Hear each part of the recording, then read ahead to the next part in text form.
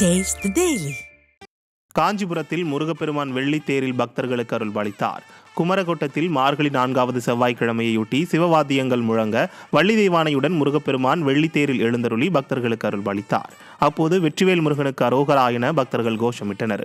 முன்னதாக முருகப்பெருமானுக்கும் வள்ளி தெய்வானைக்கும் சிறப்பு அபிஷேகம் நடைபெற்றது. தொடர்ந்து கிரீடம் தரித்து பட்டாடை உடுத்தி ரோஜா மலர், மல்லிப்பூ, மஞ்சள் சாமந்தி பூ, துளசி அலங்காரத்துடன் மகா தீபதூப ஆராதனைகள் நடைபெற்றது.